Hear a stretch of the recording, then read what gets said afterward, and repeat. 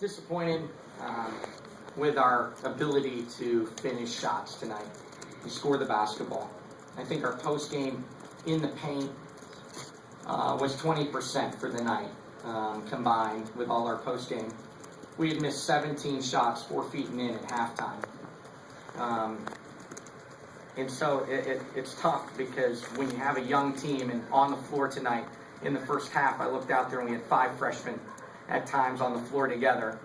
That unfortunately with young teams, sometimes your lack of offense affects how you play defense. And at times then I thought our attitude was hurt at the defensive end.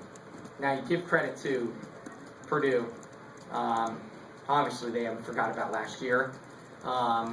Obviously I think they probably feel like they're underachieving at 1-3 going into this game. So we got a hungry and team that desperately needed a win before jumping on a plane for Nebraska tomorrow. So they came out, they executed, and I think you saw tonight what seniors playing against freshmen look like in the Big Ten when there's a group of seniors that are as talented as Courtney and KK going against freshman guards the whole time. But the big difference was we didn't play very well in the post honestly at all and could not get points in the paint.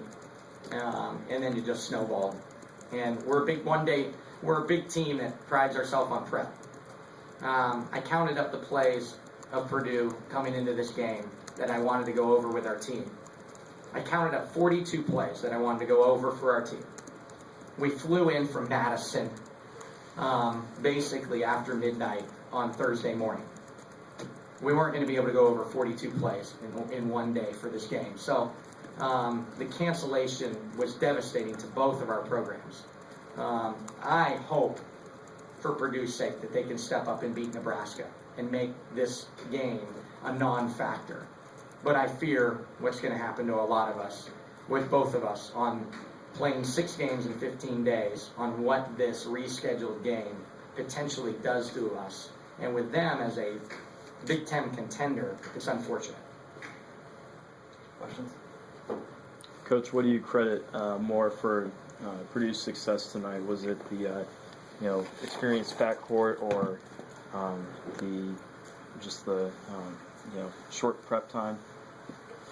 Well, you credit Purdue. I don't care what they went out and played.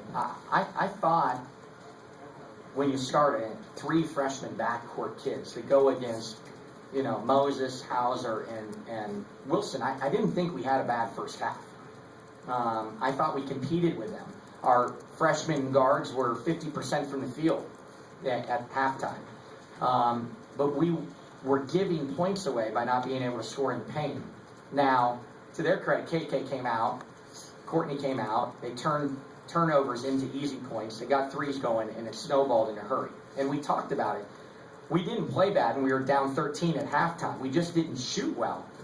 So you got to give a lot of their inside presence credit, that their athletic length certainly bothered us.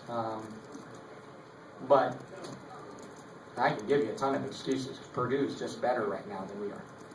When you look at the shooting figures through the Big Ten schedule so far, it's obviously down double digits from where it was in the non-conference season.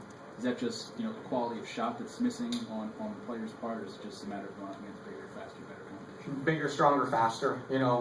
That's why they get tired of me yelling at them. But when we were 14-0, and included in that is 2 Big East wins and an ACC win and a nationally ranked Big Ten team that we beat. But we also played against teams that were smaller than us, weren't as athletic as us, and we were able to create our own shot. Now the emphasis is so much on execution, and we don't have a great offensive team yet. And there's every Big Ten roster you look through, there's a go-to player. There's someone that you can really count on each and every night to go get you 20. And we're going to be more points by committee, and we have to execute to do that. And we certainly got to make shots that are capable of being made. And they're not happening right now. We're not shooting a good percentage in Big Ten.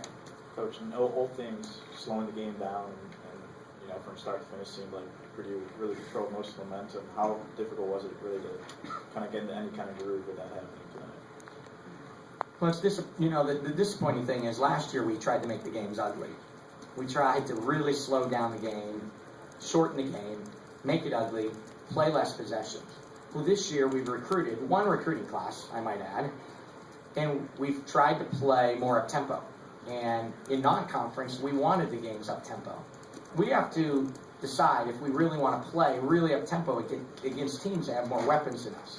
And, we got to pick our spots. And when we started turning the ball over and continuing to miss shots in the second half, then that big run happened, and it was over, really over. Coach, what do you make out of the intensity of both teams, with this being a big rivalry game?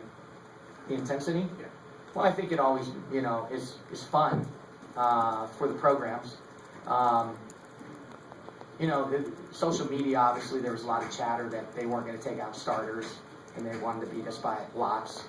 And we chuckle at that because I like that social media because that means they know we're here now.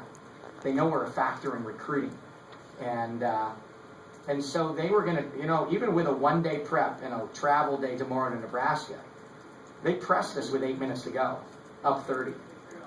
That's recruiting. Well, that's good. We're making them feel us in the recruiting. Coach, can you just talk about what you thought, how Purdue's defense did to stop your leading scorer, Brooks? I thought they did a good job. I didn't think Laren forced, but they were conscious of her. What we've got to learn better is when they were high hedging our ball screens and really giving a lot of attention to her, we got wide open three-pointers by power forwards. We got wide open extra passes.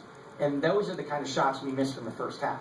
So if we make some of those, now all that attention given to Laren Brooks, we turned to our favor. And we couldn't turn it to our favor because we missed open shots.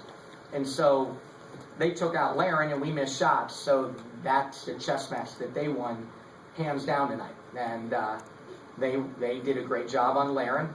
But we had open shots because of their concentration on Laren. We didn't make them. Curt, they got off that good start in the second half, and you just let your kids play. Was that a teaching moment for you guys? Yes. Easy to call timeouts there, and ultimately probably would not have changed the outcome.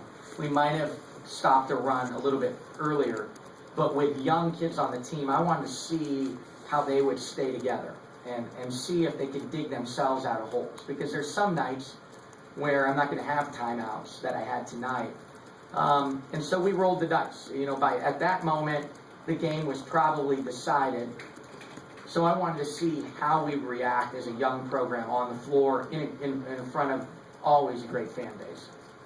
Coach, Jen Anderson played a little bit earlier this evening. You've been putting her into games earlier and earlier. Can you just talk about the improvements she's made since her first day on campus?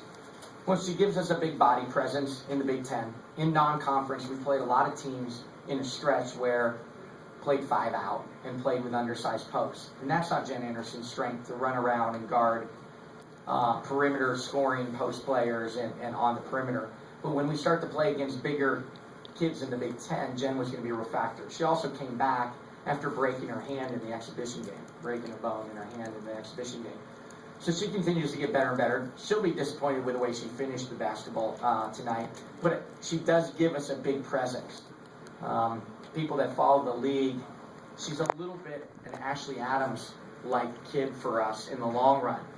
Surprisingly longer than you think, gets more deflections than you think. Tremendously skilled, just needs to learn how to play at the pace of the game and against athletes that are better than her. But really, I'm pleased with my freshmen. I mean, it's a core group to build on, and as we put 2 or 3 recruiting classes behind it, we'll continue to get better. Coach, what was it about Hauser and Moses that was really giving you guys trouble? I mean, to start the second half, they scored 19 of those 33 points when they went on a 33-9 run. What was it about them today? Well, I don't think they did any. They scored off turnovers. They got out in transition, and KK started making threes. But we looked at our kids at halftime and said, KK has the ability to shoot some of the shots we're giving her, and she didn't take them.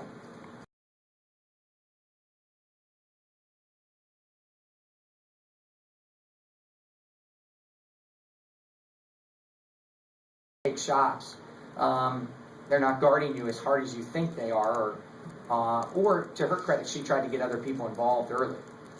Moses and KK put them on their back in that stretch where it got ugly, but some of that was their ability to get out and run. They're a tremendous transition team when they get running, and you ask the other 11 head coaches in the league, can't beat Purdue if they get out in transition. You got to get them into their half-court sets, and then they become very structured. And that's why I beat Sharon Versep teams at Indiana, when I was at BG, when she was at Indiana, when she was at Purdue. I've had good games against that, but those are the games we didn't let them run. Thanks, guys. Thanks.